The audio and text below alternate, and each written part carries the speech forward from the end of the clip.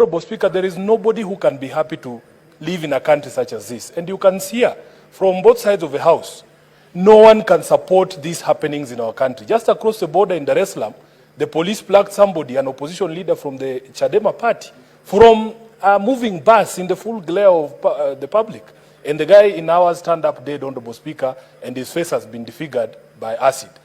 We cannot be spoken to in the same terms as countries like Tanzania. His administration, abductions and disappearances of persons and extrajudicial killings would be a thing of the past. We continue to hear him say that his is a government that observes the rule of law.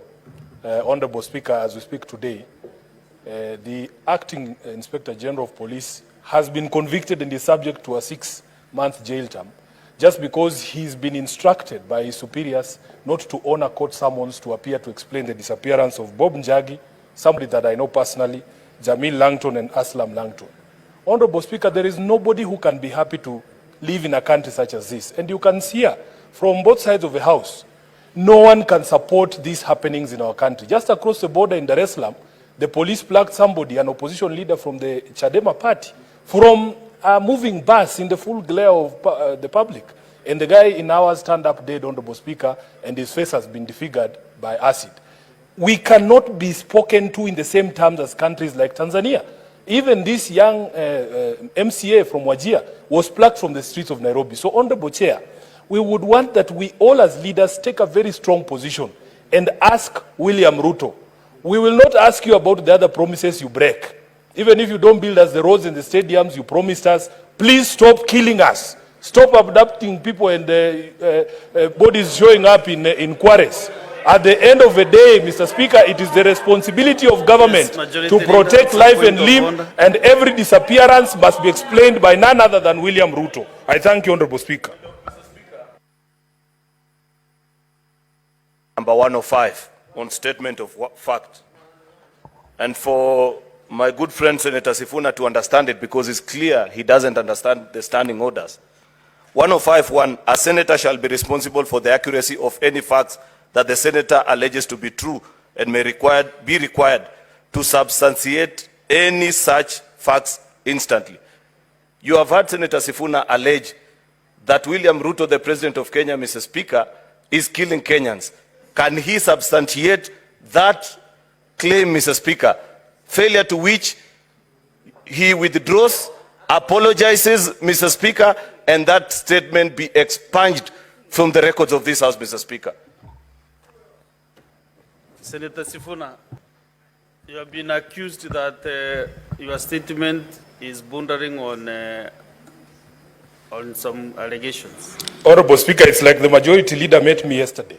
I will stand by the truth without fear. It is the responsibility of government to protect the life of Kenyans.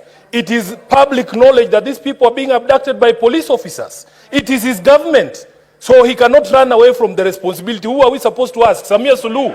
He is the person responsible for the protection of the lives of Kenyans, and he is the one we will ask. I will not be intimidated on this. Senator Sifuna, the issue is, you mentioned that... Let him read back what I said. I said his government is responsible for the killing of Kenyans. Yes. So you can refer back to the Hansard. Okay. I know what I said.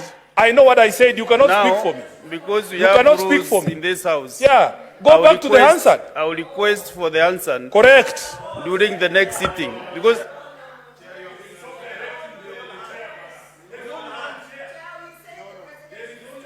What? On the members.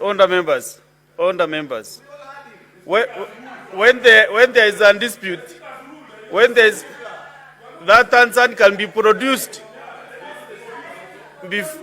Listen, honorable senators, Senator Sifuna, what I'm saying is, before the end of this sitting, that answer should be produced before me.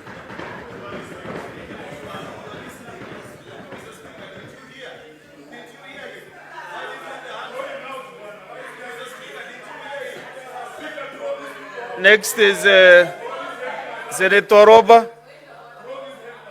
Okay. Senator Nyonka. Senator Sifuna,